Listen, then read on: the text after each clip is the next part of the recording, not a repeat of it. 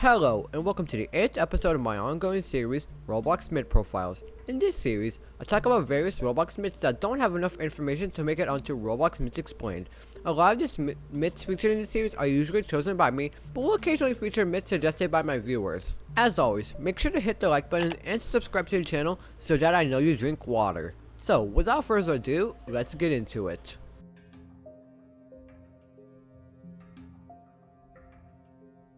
The first myth that I'll be talking about is a Roblox user that goes by the name of Trisonitry. Trisonitry is a Roblox myth that is best known for his game, A Day of Remembrance, as well as for his unique builds and showcases.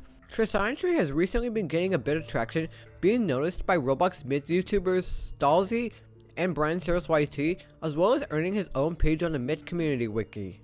Trisonitry's story dates all the way back to March 13, 2017, so less than 4 years ago at the time of recording this. Looking around his profile reveals that his account's original name was Derpy Ninja Master 5, so we know that Trisonitry wasn't always a myth. It was sometime in 2019 that Trisonitry joined the Roblox myth community and went on to create his signature game, A Day of Remembrance, on August 23, 2019. It was revealed that the game that became A Day of Remembrance was originally supposed to be a showcase, but eventually turned into a Roblox myth.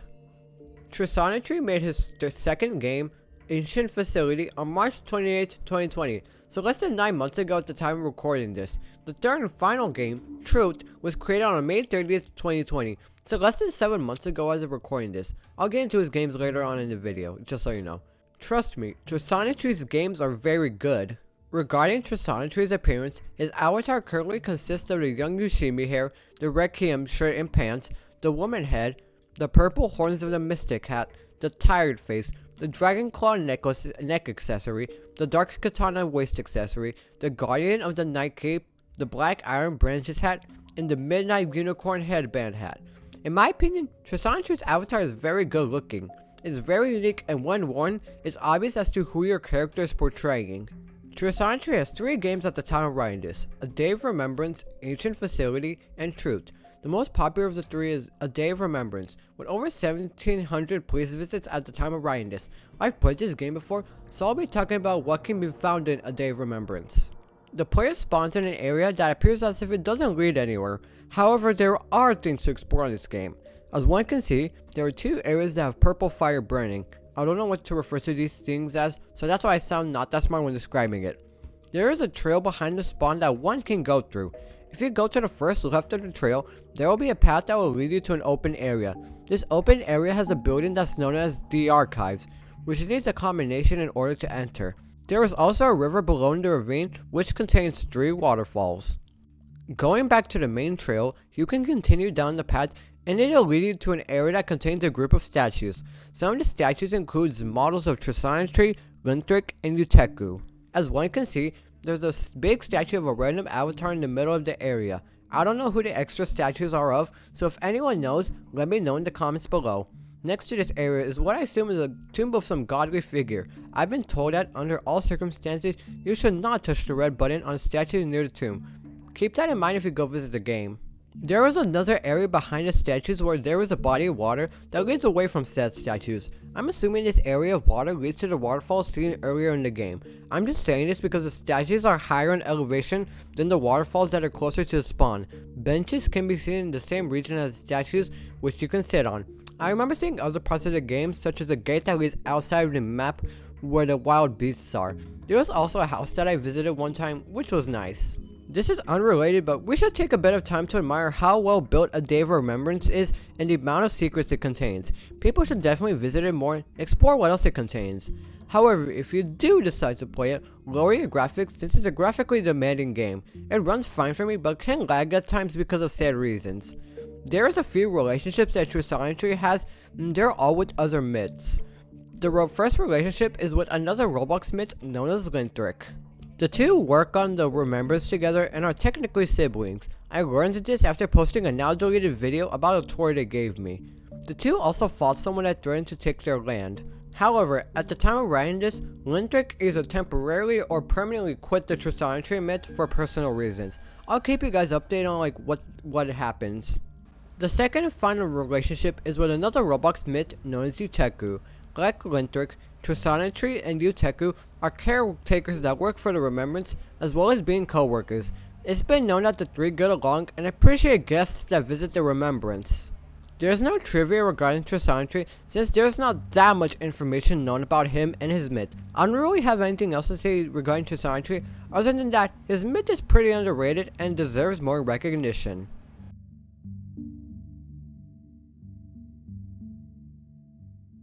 The next myth I'll be talking about is a Roblox user that goes by the name of AloneChessPiece. AloneChessPiece, or Max, is a Roblox myth that is best known for his game series, The Chess, as well as being associated with the Reds family. His myth is a newer one, so who knows how long this section will be. AloneChessPiece's story dates all the way back to February 7th, 2020, so over 10 months ago at the time of recording this. He soon began working on the main hall, the game that started his series of chess games. Keep in mind that AloneChessPiece has a lot of games, so I'll only be covering the most important ones. AloneChessPiece also created his signature group, the Chessboard Cult, sometime in either early or mid 2020. Sometime during this time period, AloneChessPiece was noticed by the Roblox Myth YouTuber BryanCerrosRBLX during one of his live streams. This gave Max his initial wave of traction. He'd soon find more attention when in December of 2020, Max partnered with the Reds family myth. The two revealed that they were working on a project together, which has yet to be released at the time of recording this. Regarding AloneChessPiece's appearance, his avatar currently consists of a black skin tone along with the chess shirt, the dark light horns UGC hat, the black and white jester hat, the right shoulder spikes of darkness UGC shoulder accessory, the black slacks pants, and the freckles face. In my opinion, AloneChessPiece's avatar is pretty good looking. It's clean as well as being simple yet appealing. I just think it looks nice. AloneChessPiece has 7 games at the time of writing this, with 6 of them being in the chess series of myth games. In order, the 7 are the main hall, the eye rooms, the heart of the piece, the basement, time passing, a mythical child's game, and the basement. There are 2 games called the basement, but just know they are 2 different games.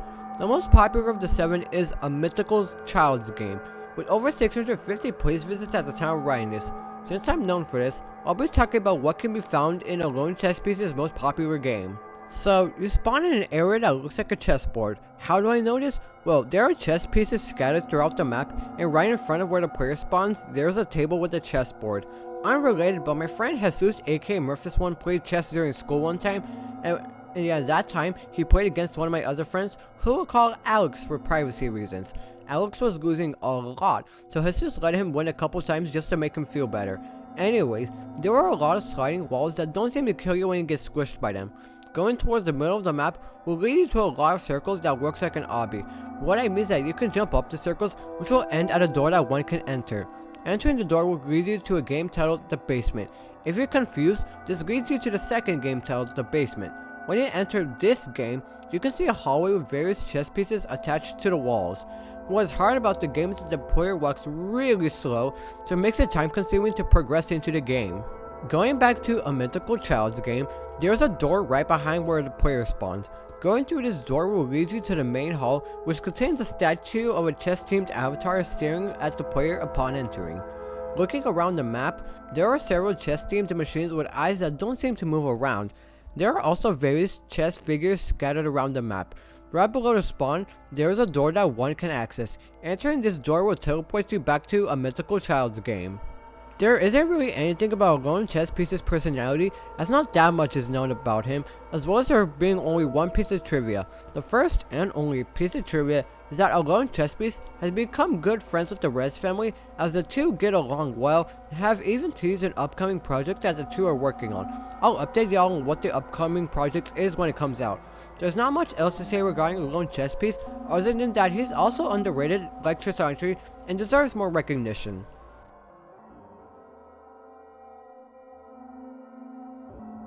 The next myth I'll be talking about is a Roblox user that goes by the name of Collusius.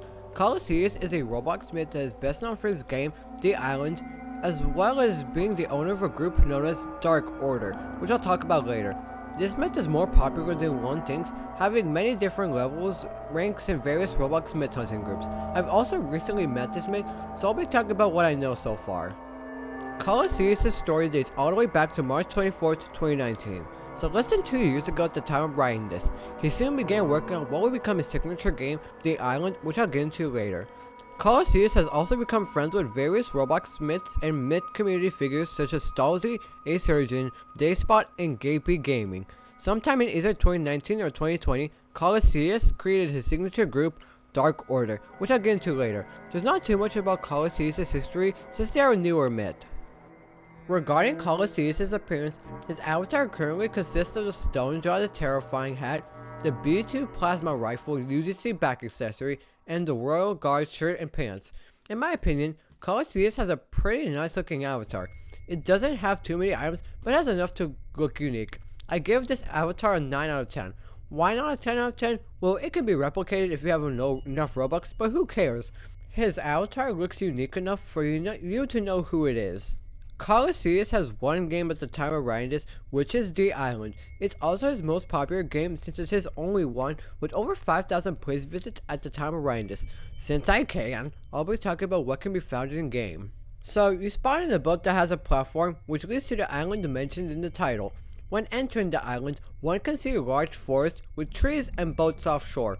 There is also a house to the right of spawn and a lake in the middle of the island. When you look up in the sky, one can see two odd-shaped crafts and a blimp. It's unknown as to what these mean or why they're there, but we'll find out as we investigate this myth more. As the game progresses, the map turns to nighttime and the entire island goes completely dark, with only pods being visible where the trees are. These tend to be the only sources of light during nighttime. When it does become nighttime, it becomes harder to see and navigate through the map. Going back to the house seen earlier, there is a bathroom cabin next to the house. Here is where one does their business. Entering the actual house will reveal a living room with a TV and a dining room next to it. There will be a set of stairs next to the dining room / kitchen. Going up these stairs will lead to the second floor of the house, which contains the bedrooms and a bathroom. One is able to close the windows with curtains when clicking / tapping on them. There is more to the island, such as a set of pillars with a strange symbol and tents catered around the map. One notable thing is that the description of the island has a sentence that, when translated, reads, "The truth is not available." What this could mean, I don't know. There is no information regarding Collusius' personality, as well as there being no trivia regarding Collusius, as he hasn't been investigated that much yet. There's not much else to say regarding Collusius other than that, like Trisonitry and AloneChessPiece, Collusius is an underrated Roblox myth and deserves more attention.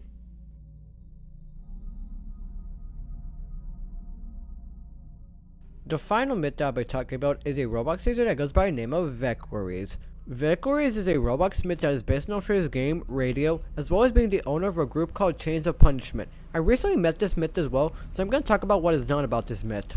Veclores' story dates all the way back to September 4th, 2020, so less than 4 months ago at the time of writing this. This means that Veclores is a very recent myth. He began working on what would become his signature game, Radio. This game contains quite a bit, so I'll get into Veclores' games later.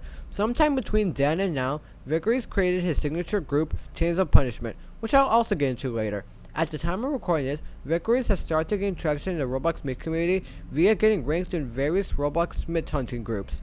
There's not much else to say regarding Veclores' history since, again, he's new to the Roblox myth community. Regarding Veclores' appearance, his avatar currently consists of a slate shirt and pants, a Bruce UGC hat, an Icor head UGC hat, a black scarf neck accessory, an eye patch, and a dark gray skin tone. Veclores also equips the old school animation pack, which gives his character more expression. In my opinion, I like how his avatar looks. It looks simple, yet good. It's not messy, and it can pass off as a good avatar. Veclores has one game at the time of writing this, which is Radio. It can also be called Radio Gaga or Video Killed the Radio Star. It is also Veclores' most popular game with over 1,300 plays visits at the time of writing this. The game was made on September 5th, 2020 and was last updated around a week prior to writing the scripts for this video. Veclores made Radio on what would have been Freddie Mercury's 74th birthday, as well as the day that I reached 1,000 subscribers. What a day that was. Anyway, since I can, I'll be talking about what can be found in game. So, the player spawns in an area that contains a radio playing static next to the spawn. The radio doesn't do anything, however. In front of you are pieces of concrete that one can use to get across the map. The player can jump pretty high, which is how one can use the pieces to get across the map. As you get closer and closer to the portal that you eventually run into, one can see a painting that I forgot the name of. If anyone knows what the painting is called, let me know. You can also hear music playing, which is a song called Where Are You Christmas by Faith Hill. Continuing down the map, there is a clock thing which only says tick tock. When one gets to this point, they can see a portal which will lead you to a different part of the map. There are many areas that are important to know about, but I'll be going over the most important ones. To the left of where you spawn in, there's an area known as Happy Land. Veclores himself has stated that he doesn't like this area since everyone is always happy. Going back to the normal route, one will run to a radio that is playing Living in the Sunshine by Tiny Tim, aka the SpongeBob song. At the end, there is a portal, but it doesn't lead to anywhere at the moment. There is a statue where the portal is, and touching it will teleport you into a game known as Sunshine. Upon entering this game, one can see a very orange skybox since the game takes place in an area that's very close to the sun. Going down the route, there is a portal, but it just leads back to radio, so it's not important. Once you get to the end of the bridge, it seems like there is no way to get to the other side. Well, there is! As one might be able to see, there's a figure at the bottom of the edge which you must fall on top of to teleport. Doing this will teleport you to the other side of the bridge as well as make you run faster. There is a yellow brick at the end of the bridge that teleports you to another piece of concrete which contains a statue. Touching the said statue will teleport you into a new game called The Other Side. Upon entering the game, the player will spawn in front of a statue. Behind the player is a long bridge that ends up leading to another statue. In the middle of the bridge is a TV that is on the technical difficulty screen. If one pays attention, they'll realize that the two statues are facing each other. If you look near the bridge, you'll see a portal that's on top of a piece of concrete. Jumping down and going through the portal will lead you back to Sunshine. There is another realm that I could talk about, but this section is getting really long, so I'll just hurry up. Being honest with y'all, Veclores' games are very well made, just like Trisonitry's games, and there's a lot of secrets that one can find if exploring long enough. I said I was going to get into Veclores' groups, and that is what I'll do. Veclores is the owner of one group, which is Chains of Punishment. This game doesn't contain much other than a poem in its description. The poem reads, "Maybe sometimes we will remember, maybe sometime you will be silenced, maybe sometime you'll be found, maybe sometimes you'll forget. Maybe one day you'll be at the bridge, maybe sometime you'll realize, maybe sometimes you'll fall. Perhaps one day, I'll find a way." Searching the poem on an internet browser doesn't come up with anything. Other than the poem, the group doesn't have much. There's not much else to say regarding Veclores other than that his myth is pretty underrated and also deserves more recognition. And that concludes the 8th episode of Roblox Myth Profiles. I really like doing these Roblox Myth videos because I get to talk about things that are barely talked about in the Roblox YouTube community, like Roblox Myths, creepy stuff, and stuff. This is also either my third or second to last video that I'll publish in 2020. It's because I have one more video planned after this, which is the Caillou hide and seek video. Me, Jesus, and Lizette, aka my sister, are going to record it during winter break. I'm hopefully uploaded on New Year's, which would be great. It's something that I've been hyping up for a bit, so like, if you're excited to see that, let me know in the comments below. There's no release date for the video yet because we have not recorded yet, but we know what we're going to do. Also, in 2021, I'm going to start making longer videos, like 10 minutes or longer videos, like, because I just want you guys to have a lot of content to watch. And in my opinion, longer videos means more ad revenue, and also just like more content for the viewer to watch. And to be honest, I don't really know what to say for the end card, so if you're here, hi. Anyways, if you found this video enjoyable or informative, then make sure to hit the like button and subscribe to the channel so that I know you drink water. As always, goodbye guys, and I'll see you in the next video.